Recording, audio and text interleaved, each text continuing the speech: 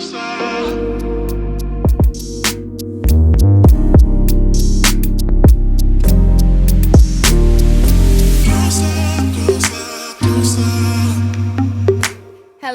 welcome back to I Am Woman with your host, Taylor A. I have a special guest today, my friend, the one and only Christina Dahl. I'm going to tell you a little bit about her before we jump into the discussion. So Christina Dahl is a Jamaican R&B neo-soul singer, songwriter, and thought leader. She embarked on her journey as a recording artist at the age of 16, working alongside the likes of Parlay, Franchise Boys, K Major, and Bolo. Dahl believes life is a spiritual and healing journey, which has led her to inspire others to find their why. So let's jump in! I'm so happy we finally got you on here. I know you have so many layers to you, and I'm excited to explore that. So yes, well, thank you so much for having me. Of course. Period. So I want to kind of jump into the professional side of things, and then we can go into more of the creative music side. Is that okay? Absolutely. Okay, great. So in your experience, what unique challenges have you encountered as a Black woman in the job market, and how have you overcome them? Oh, wow. Great question. Yeah. I would say one of the most unique challenges that I have overcame, I'd say recently, and this is in all verticals of life, is just being very sure about who you are. Yes. Like, when you know who you are, no one can tell you who you are. Amen. And to that. I started out as a recruiting manager. Doing that and working in corporate, I feel like a lot of people tend to project their lifestyle onto you. And if you do not know who you are, you get lost in the sauce. Yes, very true. People project every day, but especially within like the corporate world. Absolutely. And knowing who you are just in all aspects of life can like really get you over the hump with things. So absolutely. I love that so much. So what strategies or resources do you recommend for Black women seeking to navigate the job market and advance their careers? I always encourage everybody to be creative, read a lot. I am an avid reader. Yes. And I'm always open to learning about different opportunities. I think a lot of our generation tend to close ourselves off from things that maybe our parents taught us or what life has taught us. But I encourage everybody to just stay open. Yeah. There is a lot of resources. You just have to be, like I said, open to it. I don't know if that was answering your question. No, for sure. I think there's a lot of resources, but sometimes the access to them or just kind of like knowing where to even begin may be something that a lot of people may struggle with. So just having access to people, resources around you definitely helps with navigating the job market currently as well. Yes. No, reading for sure. LinkedIn is my baby. Yes. I didn't realize I how much I loved LinkedIn. You're able to connect with so many people and really have the opportunity to have like conversations with people that you might just not meet on a daily basis. Yeah. You can learn something new from them too. Exactly. For sure. So how can Black women cultivate self-sufficiency in their professional lives, and what steps can they take to build a strong foundation for their future? Great question. Dang, you're really making me dive deep today. I was like, I wasn't ready. Girl, you got it. Let's hear it. Repeat the question one more time, actually. Yeah, so how can Black women cultivate self-sufficiency in their professional lives? Like, what steps can they take in order to build a strong foundation? I think, or my personal opinion is, we can be more self-sufficient if we get a little bit more curious. Curiosity. I like that. Yeah, we just got to be super asking curious. More, the why. Yes, you have to constantly ask questions and dig deep, be self-aware, challenge yourself, like center yourself. And I feel like the answers are all there. you know, I'm still trying to figure it out myself, Yes. but how I have cultivated or became who I've became is just from self-awareness. And like I said, asking a lot of questions, connecting with others, never closing the door on someone because of maybe their race or like something that they believe in, just having that open mind. I love it. Amen to all of that. So are there any specific skills or qualifications that you think are particularly important for Black women to develop in order to thrive in today's job market? Yes, I would say, first of all, we need to learn about money. Yes. We need to have financial literacy. Literacy. Yes. Like, it's so important. Absolutely. Yes. Over the So pandemic, like a lot of people, I had started trading, like stock options. And I feel like that's kind of a skill that it's once you get in, like it's a foundation to anything. So you don't have to ever worry about money. Is that answering your question? For sure.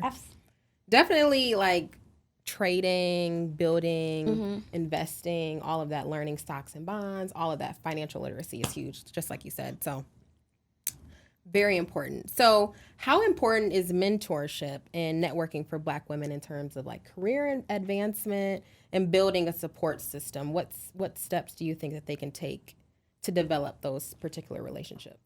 Like I was saying, LinkedIn is a really dope tool. You can find pretty much anybody. Yeah. I would highly advise anyone to utilize that tool to maybe go through like a company that they look up to, or like something that they want to do in their life, whatever their passion may lead, whether that's like finding an A&R or somebody from like Live Nation or Rock Nation or something, and connect with them, send them a message, be like, hey, would you be open to a conversation? I just want to pick your brain. Just get really curious. And I think that the answers will just naturally follow. Definitely asking for just a quick 15-minute phone call or even coffee dates, just to like kind of dig into, what's important. And I think we're loyal to so many different brands so if you like know their purpose and you align with different things that I guess are particularly important to you in your life, that's a good way to then like be like, okay, I want to work for this particular company, or I have an interest in this particular person to talk to. So or even finding really leaders, and just be like, hey, how did you do this? Exactly. I want to just know your habits. I want to just pick your brain. Yeah. And most are open. Like, there's a lot of people. I think a lot of people are just like, oh, they're like senior VPs or big C-suite executives, and I think at the end of the day, they're human and they started somewhere. So. Absolutely. Yeah. So how has the current job market landscape impacted Black women specifically? And what strategies or advice do you have for navigating these unique challenges? I think that it's just really hard for Black women. It is. Like, period. We're the most hated. To be honest. It is a struggle. And I feel like the market right now is causing people to have a lot of experience for just entry-level roles. And we don't even get our foot in the door in the first place. So it's like, how can we even get these roles if you guys are already asking for 3 years of experience? Right. None. And I think a lot of Black women get deterred because they're just like, all these qualifications, and sometimes they have them, but then sometimes they don't. So they're just like, why even apply? Absolutely. So that automatically kind of takes them out of the game before even trying. And I think that's not good. So it's rough out here, girl. It is. All these companies are laying people off. They're tripping. Yeah. It's a wild time, but I don't know. We just, like I said, got to get really creative with the process, reaching out to those people, utilizing your network, having conversations, do random stuff. Right. Like, things that you would never even think of. Like, take a dive into something new. Exactly. Yeah. Read. For just sure. Freaking read. Reading is so essential. It's fundamental. Literally. So are there any emerging industries or career paths that present promising opportunities for Black women in the current job market? And how do you think they can position themselves to be successful in those areas? That's a great question. I actually think, or now that I'm actually developing and learning more about myself and becoming self-sufficient in my own right. Right. I think that we should, tap in more to our creative passions. Yeah. Like, I know that we all have one. We do. Whether that's you like to clean, maybe you can start a cleaning business. Yeah. Ask your friend Tom, Dick, and Harry, like, hey, can I just clean your house? I know that social media is a huge thing. A lot of companies need like social media content. Yeah. Utilizing your time to figure out how to do that. Yeah. Makeup, like, it's so many different things that we can do. We just have to get really creative. It is. And it can be small, it can be big. I think people think like sometimes the markets may be oversaturated, but it's just like, no, like somebody is doing something that you're thinking of, but what makes it unique is that you're doing it. Exactly. You're bringing you to the table. Exactly. So I want people to know that, yeah. So how can Black women utilize social media, as you said, in online communities to access job opportunities, gain insights, and build those professional relationships? Yeah. Well, like I was saying about LinkedIn, it really is an amazing tool. And they do have the opportunity now that you can actually go premium for like 30 days free. I saw that. Girl, I'll be on there. You said I'm sending those DMs. I'm sending the messages. Yes. I don't think you're able to automatically send messages unless you are premium, but you can connect with someone, you can send them a note. Right. And I mean, it's literally billions of people on there. So it is. You the can't access is crazy. The access is literally insane. I've talked to so many like CEOs and founders that I never would have expected to connect with. And I've just been like, hey, I'm just super curious to learn more about your role. And like, how did you get there? Would you be open to a conversation? Like, I want to be excellent in sales, or I want to be excellent in this. So any kind of advice. Yeah. What's been your favorite advice from doing that tool so far? I have met a lot of really dope like senior or enterprise account executives that taught me about different sales methods, which I'm now realizing sales can translate in any industry. Area.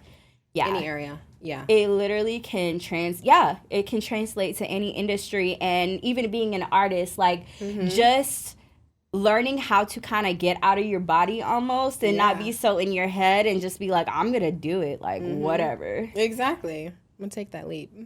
I don't care what anybody says. Exactly. Nice. Okay, so let's dip over to the music side of things. God. Pick your creative juices flowing. So how do you balance your various interests and passions, such as trading, writing, making music, business development? Have you noticed any type of like intersections between those? Like I was saying with the sales, I think that my professional life has taught me how to be a little bit more of like a go-getter. Oh, yes. Just be like, okay, whatever. Like, I need to do it. I need to stop being in my head and worrying about how people think I sound, worrying about how everybody thinks that I look. Like, I don't care, because if this was my job and I was getting paid for it, I would have to do it anyway. Exactly. The hustle. Like, go out there and get it. I love it. So as someone involved in both trading and investing, what advice would you give to beginners who are looking to navigate the financial markets? Do you think it's like easier or harder than it seems? It's definitely, everything is going to be challenging when you don't know what to do, but you got to take the first step, one foot in front of the other. Like I was saying, curiosity is a really interesting tool that I am tapping in, so I'm gonna preach it. I'm gonna be like, be curious. No, seriously, it's so much information, and you can get information overload, but maybe finding someone who's really successful at it on YouTube, Instagram, and just like watching their videos. I like to think of life as a thing where you kind of mimic what you want to do, and then eventually you're gonna get it. I love that. Say that again. When you mimic something that you want to do, eventually you're going to get it. Yes, habits and repeatedly doing. Yes, exactly. I like that. So how does your creative side, such as writing and making music, influence your approach to business and problem solving? probably the creative element of it. Yes. Having to figure out, this is a really good question, actually. Yeah. You're really making me dig deep. Is it too much? This is a lot, guys. Oh, you're killing it, though. I'm having to dig deep in my soul. You're killing it, though. Creativity. Yeah. I would say that when you're an artist, like the most nirvana point that you can be at is when you just don't care. You don't think. You just be. Yeah. And that translates anywhere. It does. It literally translates anywhere. It's like it's like energy. Yeah. People just energy. I love it. Energy. Which you are giving. So what inspired you to start your music journey, and how do you find a balance between your music career and professional responsibilities? Great question. Well, honestly, when I was young, I'm from Jamaica, like you said, and my mother, she had a desire to be a singer, and she never pursued it ever. What? Why not? I mean, my mom passed when I was 9, but she was also young. And it's really crazy now that I'm 30 and she passed at 30. I was like, dang, such different type of lifestyles. But anyways, nonetheless, my mom wanted to be a singer. So it was innate in me. Yeah. And I always told myself, like, hey, this is not realistic. Like, I have to go do something that's more self-sufficient, like be a doctor or be a lawyer. And like, I was raised what the world is saying. Exactly. But it always found me. Yes. For lack of better words. You can't run away from what's in Girl, I literally I feel like me and music is like, that's like my toxic boyfriend. No, won't leave me alone. I'll be like, I am done with you. I promise I quit today. But when I first moved to America, my first job ever was at a movie theater. And I was cleaning up one day and I was singing, and this guy randomly was like, hey, do you sing? And I was like, no. And he was like, you do sing. And I was like, okay. He's like, come to my studio. So I went to his studio, and honestly, the rest was history from there, because one person then was like, hey, can you come record over here? And then another person was like, hey, let's do this. And then that's how I got introduced to Parlay. Word of mouth. Word of mouth. Discovered in the movies. Yes. Such a cute story. And now here we are 15 years later still doing it. Look, you can't run away from what your calling is, so. But as far as like me balancing that and my career path, I'm not sure that I'm even doing it, to be honest. Like, now that I'm growing and I'm learning more, I'm realizing that when you are focused on one thing, you gotta give that thing 100%.